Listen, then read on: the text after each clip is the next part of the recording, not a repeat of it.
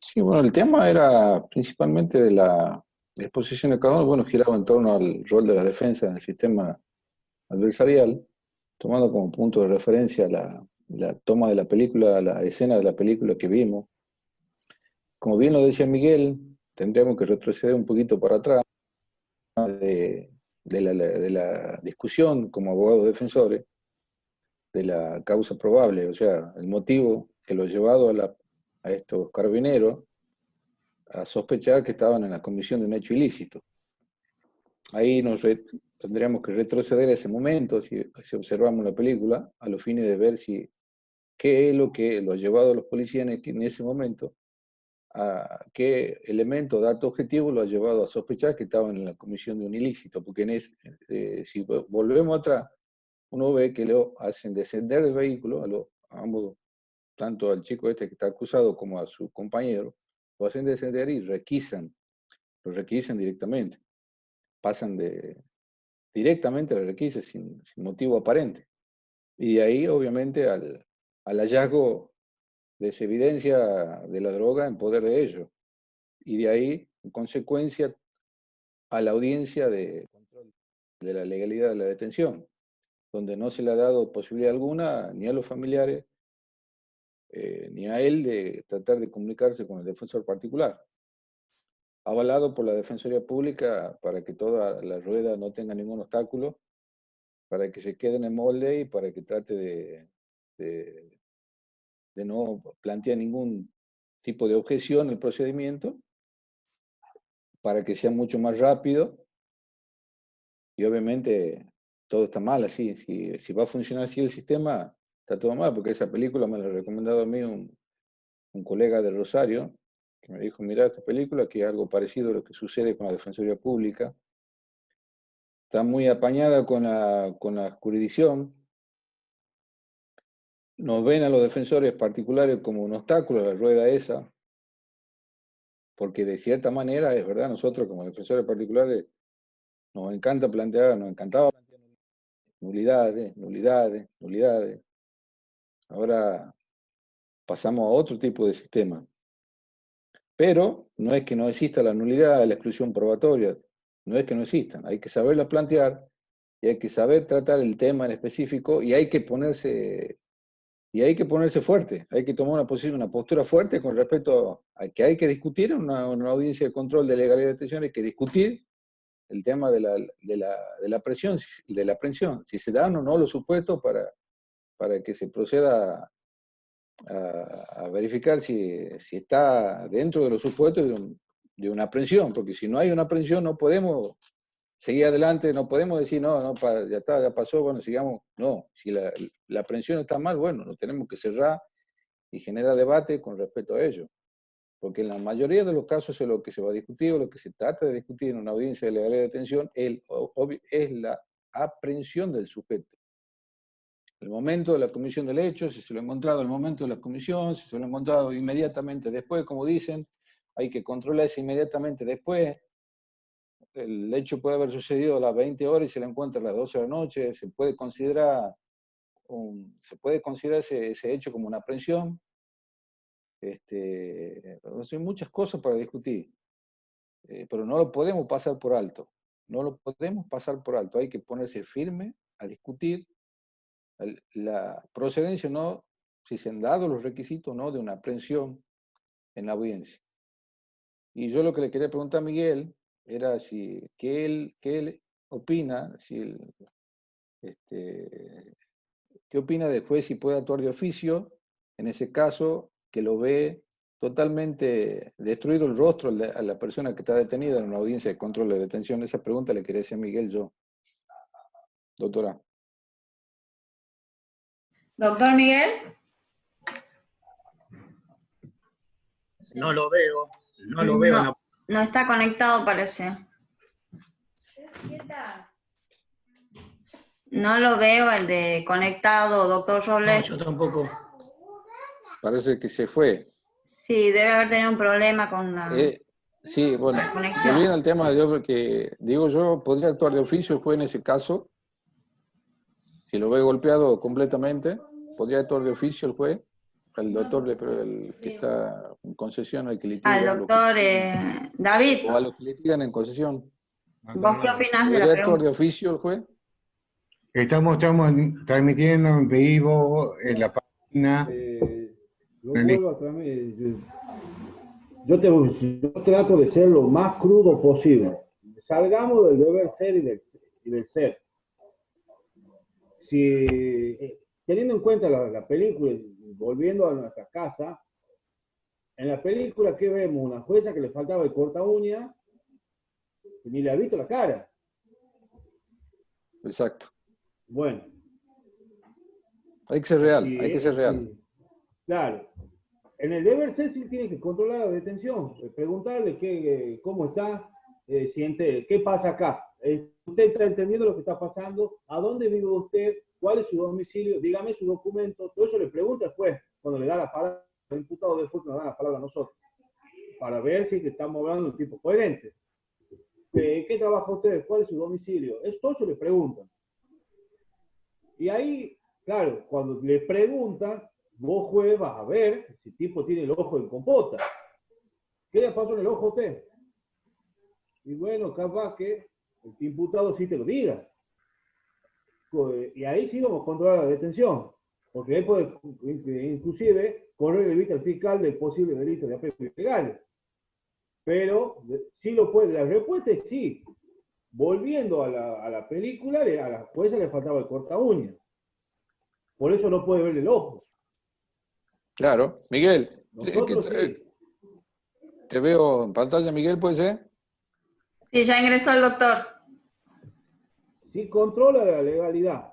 Sí. Sí Perdón, controla la David. legalidad. Doctor Miguel, te hacían, no sé si me escuchás. Parece que no escucha, no tiene audio. Bien. Seguimos si querés, David, con vos.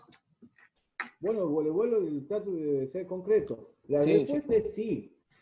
Pero yo no lo vi. Hasta el día de hoy, no vi. No es que se haya hecho lugar a un planteo de esa naturaleza. Porque lo primero que el control de legalidad que vemos Es que ahí no perdón, David, ahí no sería un control de legalidad. Ahí no sería un control de legalidad. No nos olvidemos que esto es una parte procesal y esto es procesal y el incumplimiento o el prevaricato es parte penal. Y si ahí va a depender de nosotros que si vemos que tenemos un cliente o encontramos un cliente que está golpeado y nos dice que, y ver si la audiencia se llevó a cabo, si el defensor oficial preguntó o no, y llevar a ese momento pidiendo una audiencia, la audiencia correspondiente para que también se denuncie o se escriba, se realice la denuncia y la protección que le corresponda, digamos, a nuestro defendido. En el caso del video, obvio, se nota. Ya es cuestión tuya. Claro, porque volviendo al ejemplo, el doctor que dijo recién que, bueno, que hay una connivencia sin querer tácita entre la defensa pública, fiscalía y juzgado y policía, ¿me entendés? Obvio que no van a salir aparte, nosotros mismos lo estamos viendo con el código que estamos por dejar, que existe una escribanía a veces de la fiscalía o juzgado de los errores que cometen los funcionarios policiales. Entonces yo creo que ahí va a depender de nosotros y si instamos esa acción para que en defensa de nuestro defendido, si es que fue golpeado o le cometieron apremio. Pero Hay que eso no generar va a un variar. precedente.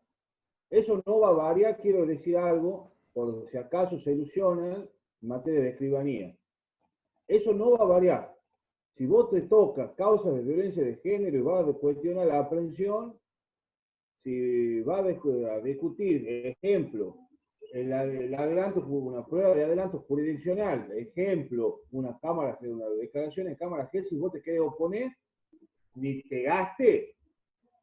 No, porque viola los derechos, los tratados del niño, no, porque viola el 7. Vamos a incluir responsabilidad internacional por el artículo 7, inciso F de la Convención Penal para ni te gaste, porque es escribanía. Hay cosas que hacen que es escribanía. Sí, no está pasando en vez de esa escribanía, en discutir prisión preventiva en materia de los extremos. Si discutimos, doctor, ¿de qué fuga me habla así un seco? ¿A dónde se va a fugar? No, doctor, sí, ¿para qué quiere 6 meses? Sí, tiene que declarar 3 testigos y tiene que analizar el teléfono, la UFED, lo puede hacer en 10 días. Un testigo en 15 días le sobra. Bueno, le gana un mes. Vos jugás ahí en el plazo para las cosas que quedan, para las cosas que se van a hacer. Pero hay cosas de escribanía, no se ilusionen que se va a terminar. Eso va a seguir. Hola, hola. Todo cuando se trata del contexto de violencia de género, doméstica o hay algún niño o adolescente. Te escuchamos, doctor Miguel. Te preguntaba el doctor Robles. Doctor, hazle la pregunta, por favor. Sí, Miguel.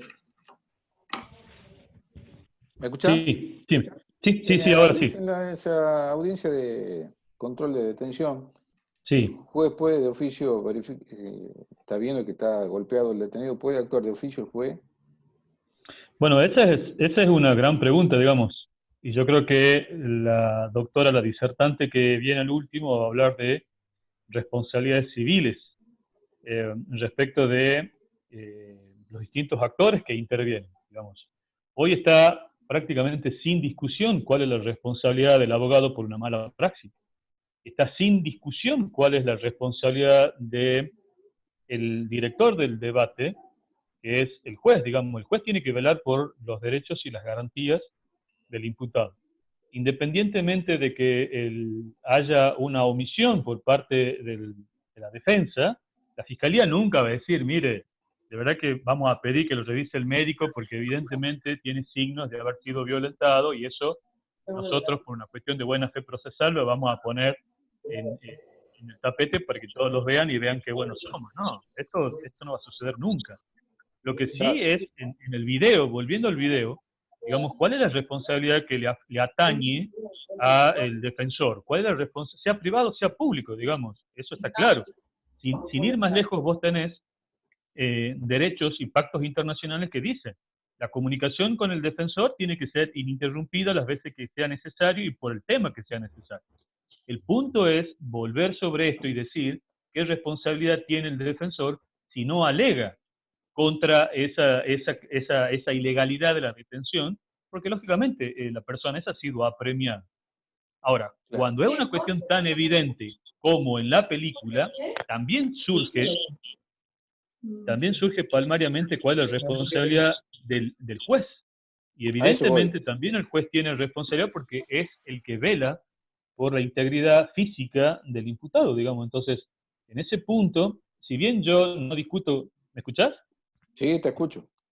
Si bien yo no discuto que es una cuestión netamente de Hollywood, hollywoodense, yo entiendo que, y con mucho asombro venimos viendo que en los grandes países que son exportadores de este sistema, Norteamérica, todo el sistema continental, ¿no? Norteamérica, Haití, Canadá, Cuba, República Dominicana y todo lo demás, vemos con gran admiración cómo son los primeros violentadores de los derechos de las personas, digamos, sin ir más lejos de esta película que vos recomendabas los otros días, que ya la había visto, respecto de la forma en que las garantías de los imputados se violan palmariamente, y acá, un poco retomando lo que decía Walter, que se me cortó el audio, primero es una cuestión de estrategia procesal, digamos, esto de tomar una defensa o no. Eso ya cada cual lo sabrá, y de verdad que me ha hecho muchísimo ruido, y lo estaba estudiando al 135 del código, que se titula plazos y vistas, que son 5 días hábiles, 5 días, dice, corridos, entendió la literalidad del artículo, que dice sí, que son sábado y domingo, feriados, y todo lo demás. Se entiende que es una cuestión de estrategia, y lo que no me parece, tengo mis reservas ahí, es lo que planteaba Walter respecto de la oportunidad procesal en que vos vas a ir a discutir ese control de legalidad. Lo primero que se va a hacer es controlar la legalidad de la detención. Saber si se han leído los derechos o si no se te lo han leído los derechos. Y te cuento una anécdota, cuando estábamos estudiando el tema, la policía planteaba, ¿qué pasa? ¿Lo tengo que detener y después leer los derechos? ¿Le leo los derechos a la carrera? ¿Cómo se hace eso?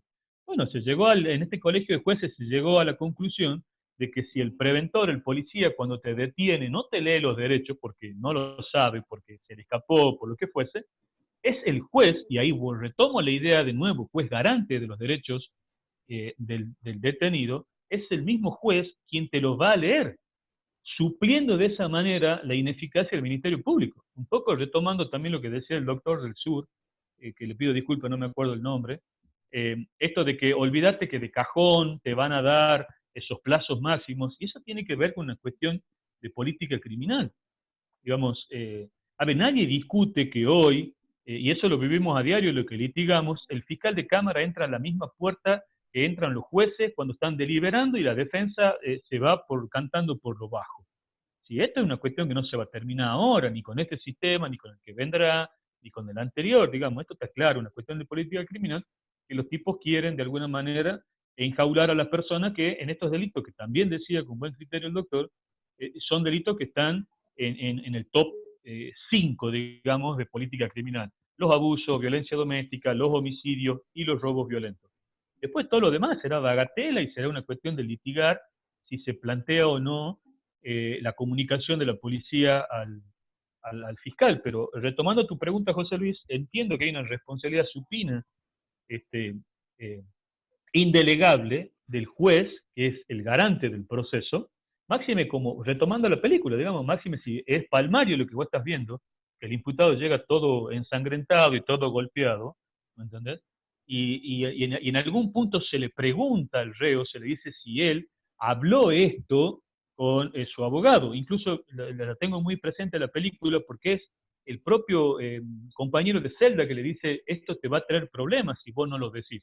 Refrescando un poco la idea de que es tan importante esa garantía constitucional de no violentarse se dé presente en el control de la detención, que entiendo que es responsabilidad de las partes, hermano. Para mí no hay otro. Miguel, disculpa, Sí. comparto totalmente lo que decís, pero la realidad es que, y David lo puede decir, es lo que te digo, es que lo que está pasando en el sur. Esa visión que vos tenés la tengo yo y la mayoría, creo que hasta José Luis, todo, acá, habiéndolo escuchado recién, tenemos esa visión de ese control de legalidad, de detención y todo, pero no está pasando con este sistema en el sur, que ya no es plan piloto, sino que ya está, digamos, totalmente aplicable, y, digamos, los jueces están entrando en esa sintonía ya. O sea, si va uno de nosotros a litigar allá, que a mí me ha pasado, que tuve 3, 4 audiencias, no de este tipo, pero David tuvo la experiencia que la comentó, y ellos te van a decir que no es el momento oportuno, o es la audiencia pertinente para plantear ese tema. Y eso lo comparto porque te digo que lo escuché de defensores oficiales dando charlas, que ellos lo toman como una estrategia, que no es el momento, la de control de detención y de cargo, no es el momento para plantear una legalidad de una detención, ¿me entendés? Y como vos acabas de decir, porque los propios jueces lo van a solucionar. Entiendo, Walter, que eso sea el común denominador, e insisto en esto, por una cuestión de estrategia, por una cuestión de letargo, por una cuestión de ignorancia, por lo que fuese. Pero ya queda en cada uno de nosotros plantear eso, litigar ese tema. A ver, vos no podés plantear... Comparto que va a depender cómo lo recibamos nosotros. Claro, vos no podés plantear, lo que planteaba el colega del Sur, que de verdad que me saco el sombrero, muy clara su disertación. Vos no podés plantear una medida, una prisión, una cautelar, en una audiencia intermedia, porque te van a decir claramente, doctor, esta no es la parte o no es la etapa que usted tiene que plantearlo, tendría que haber planteado al inicio. Bueno, entonces yo lo que te pregunto es lo siguiente: si vos me estás diciendo que la etapa, cuando te lo traen al detenido y te lo presentan frente a tu juez y te lo ponen frente a tu cara y vos lo ves todo magullado y lo ves todo lastimado, o que el tipo te diga, mire doctor, de verdad que yo no sé por qué me han detenido. ¿Cuál sería entonces, mi pregunta sería, cuál sería la etapa procesal oportuna para ir a discutir ese tema? Cuando vayas a ver formulación de cargo, te van a decir, señor, ya ha pasado su oportunidad. Cuando vayas a ver una exclusión probatoria, una convención probatoria, ¿cuándo? Cuando vayas a controlar la imputación, ¿cuándo? Si nosotros nos dejamos vender esa posibilidad de que los jueces hayan acordado que en Concepción no prospera ninguna nulidad, que nos va a pasar a nosotros también, o que el juez aparece como supliendo la ignorancia procesal de la parte, es decir, sabe que el policía le tiene que dar los derechos, Yo lo que te planteo es, volviendo al tema de la película, si ustedes lo habrán visto, vos sos defensor oficial o sos defensor particular y te llega tu cliente y vos tenés presente la detención. ¿Vos qué alegarías en esa detención? Cuestionás la detención no por los golpes, sino por la forma en que ha sido detenido. Y acá hay muchas doctrinas que te hablan de la jornada de pesca, es decir, en un control en la ruta. Exacto. Están parando los autos, te paran y te encuentran con droga. ¿Está? Esa detención es válida. Hola, hola. Doc, perdón. Estamos ahí con una excelente tu exposición, excelente la exposición de todos, estamos con una cuestión de tiempo, estamos Sí. a las 6 de la Listo. tarde. No, excelente. Yo creo que esto da para hacer muchos debates, porque hay Por muchas supuesto. cosas que nos están pasando en la práctica, pero Sí. por una cuestión de tiempo le voy a dar la palabra al doctor Castaldo. Sí, Gracias, por doctor favor, Miguel. por favor. Muchas gracias. Por favor. Doctor Castaldo. 20, 30 horas. ¿Me escuchan bien ahí? Perfecto. Sí. Muy bien, doctor. Bien. Bueno, ya han pasado los expositores de esta módica charla, el doctor Maldonado de la ciudad de Concepción, el doctor José Luis Robles, así que yo brevemente, para no repetir lo mismo por una cuestión de temporal, voy a hacer algunas acotaciones, algunos matices que me gustaría, obviamente, que queden claros y que no hayan sido ventilados.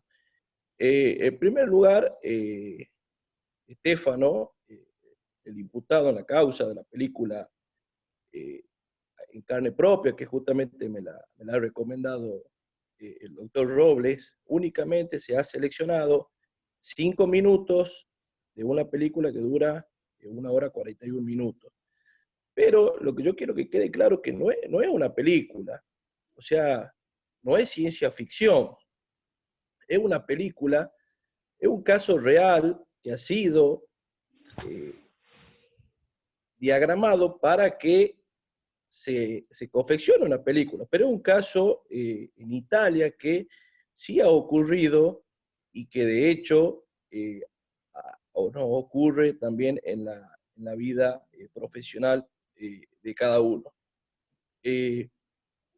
Nosotros hemos observado que desde el primer momento Estefano dice: yo quiero mi defensor particular, hasta el día de la muerte, porque a los 7 días Estefano fallece.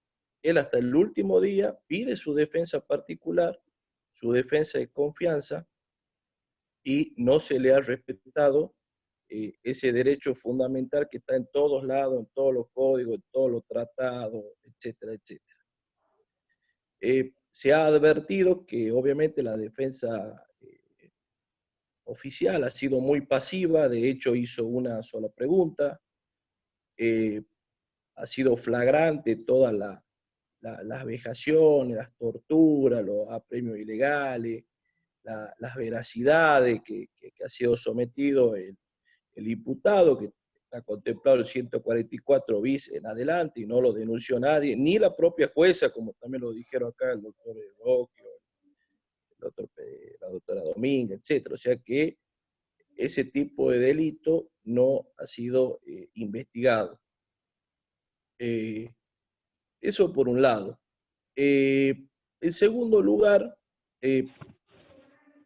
pareciera ser que la defensa privada y la defensa pública sería River y Boca o San Martín y Atlético. Y por ahí no es así, porque uno por ahí, salvando las diferencias, porque uno, obviamente, del rol de la defensa privada, que es lo que nosotros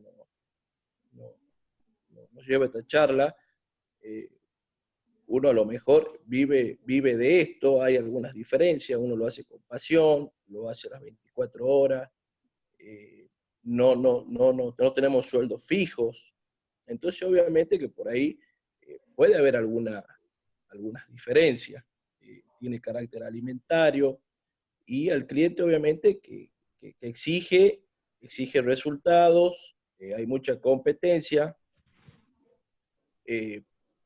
Anteriormente se veía la competencia de colega a colega, o venía un cliente y consultaba con 3, o venía un abogado y le revocaba la defensa al otro. Ahora prácticamente ya no entre defensas particulares o privadas, ya directamente ya vemos un avasallamiento ya de la defensa pública más que nada. Y esto se ha visto, lo hemos visto todo con el tema este de el aislamiento social preventivo y obligatorio, donde ya hemos tenido algunas charlas y manifestamos de 5.000 personas a quien se le ha respetado el derecho de designar un abogado particular. De hecho, hemos pedido informes de los 5.000 aprendidos, cuánto han podido, han tenido la posibilidad de elegir su abogado de confianza. También es público y notorio que directamente desde la fiscalía lo llamaban al imputado ofreciéndole una reparación integral, solidaria, con un piso mínimo de 8.000 pesos y un máximo de 240.000 pesos. Entonces yo les solicito a ustedes que multipliquen el piso mínimo de 8.000 o de 10.000 pesos por 5.000 detenidos, y estamos hablando de un mínimo de 50 millones de pesos. Platón decía que no hay peor injusticia que la justicia simulada. Así que bueno, eso es un tema que lo vamos a tratar después en otro momento. Obviamente que el rol de la defensa particular en este tiempo donde estamos en tiempo de transición, obviamente, nadie tiene experiencia. Uno puede leer un libro, puede hacer un posgrado, puede ver videos en YouTube, pero desde mi perspectiva, uno se va a ir adaptando como nos hemos adaptado a los otros códigos a medida de que pase el tiempo, obviamente. Sí, el doctor Maldonado, un poco más de experiencia, porque ellos ya en Concepción, porque arranca de la periferia, el cambio del código, el plan piloto fue desde Concepción para que vaya llegando a la capital. Así que me parece que va a ser prácticamente una cuestión de tiempo. No hay que desesperarse, los jueces están aprendiendo, obviamente los abogados particulares vamos a ir aprendiendo, vamos a ir cometiendo errores, pero el rol del abogado sí considero que va a tener un giro copernicano, un cambio. ¿Por qué? Porque antes estábamos acostumbrados a hacerlo escrito, a presentarlo. Hay abogados que directamente no iban, directamente lo mandaban a presentar o lo presentaba con su junior, y la que realizaba la investigación en la investigación penal preparatoria era en forma escrita y lo llevaba a cargo de la fiscalía instructora. Ahora, como dice Gonzalo Rúa, la misión del abogado, el litigante en particular, en este nuevo código adversarial, son tres. En primer lugar, investigar. En segundo lugar, investigar. Y en tercer lugar, investigar. Porque no podemos tener la pasividad que uno tenía con el código anterior. Nosotros, desde que vamos trabajando la teoría del caso, tenemos que ir actuando con relación a eso. ¿A quién se le ocurría, por ejemplo, reunirse con testigos de la otra parte? Ni los conocía. Si los conocía directamente, los conocía en un debate oral, donde sí surgía la destreza del abogado, con el interrogatorio directo, el contrainterrogatorio, los reexámenes, etc. Pero era imposible que vos tengas una reunión con un testigo de la otra parte. Del mismo modo con los peritos, tenés que ir al lugar del hecho, tenés que reunirte con el cliente. O sea, vemos que el rol del abogado ahora se ha transformado en proactivo. Tenés que ir al lugar del hecho. O sea que también tenés que hacer las veces del trabajo que hacía el viejo fiscal. Obviamente que también va a depender de la destreza, de las capacidades que tenga cada uno, la teoría del caso, pero eso se va a ir dando a medida de que, como yo le decía recién, vaya pasando el tiempo. El tema de la defensa y juicio es un derecho por excelencia, es un derecho supremo, inviolable. Es el derecho a defenderse. Es una fuerza que tiene su origen en la guarida del instinto de conservación. Toda persona tiende a defenderse. Nosotros, obviamente, desde el punto de vista de abogados litigantes particulares, nos preguntamos, muchas veces en los grupos, ¿va a desaparecer la defensa privada? Era una de las preguntas que nos hacíamos todos. ¿Va a costar la adaptación? ¿Le va a costar más a los abogados que tienen mucha experiencia, que son de avanzada edad? ¿Será fácil la adaptación? ¿No va a sacar diferencia a la defensa pública? ¿Por qué? Porque la defensa pública, obviamente, que maneja un presupuesto que un abogado particular no lo tiene. De hecho, en muchas provincias se están reuniendo estudios con muchos abogados. Entonces, obviamente que el presupuesto no es lo mismo. No todos los clientes particulares van a tener la posibilidad económica de pagar unos honorarios altos. Conversando con el doctor Robles, 92.000 pesos vale un perito de parte. Y le suma 92.000 pesos, más los bonos, más otros elementos probatorios, más los honorarios, y es un cliente que ¿de qué número estamos hablando? Mientras que otro cliente no paga absolutamente nada. Depende obviamente de la complejidad del caso, no siempre va a necesitar mucho dinero para afrontar una causa.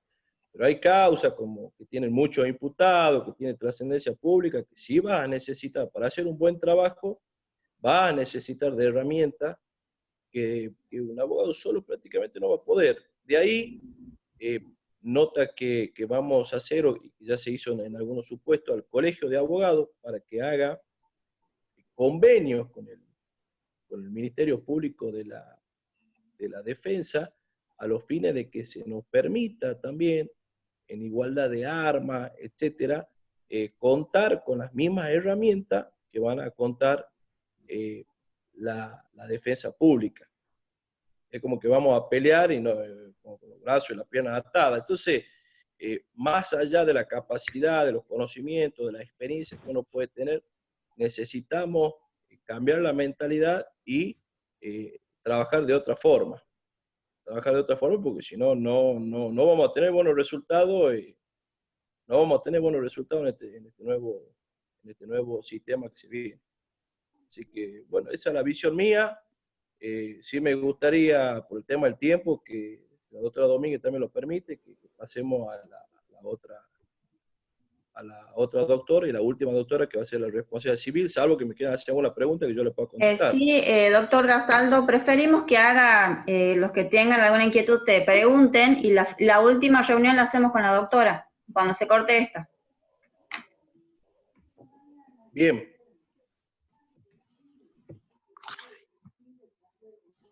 El que tenga alguna pregunta, habilite su audio y pregunte, por favor. Mirá, yo te voy a contar unas cositas. David. Sí. Sí, yo le voy a contestar a Humberto, no contestar, sí, porque no le formulé la pregunta, pero sí contarte, sí, concretar lo que vos decís. Concretar lo que vos decís es más fácil que teorizar. Si no tenés un cliente con plata, matate. Así. ¿Por qué? Te lo digo por qué. Ahora yo tengo que cuestionar un informe psicológico de un abuso sexual. 45 lucas me ha cobrado una psicóloga.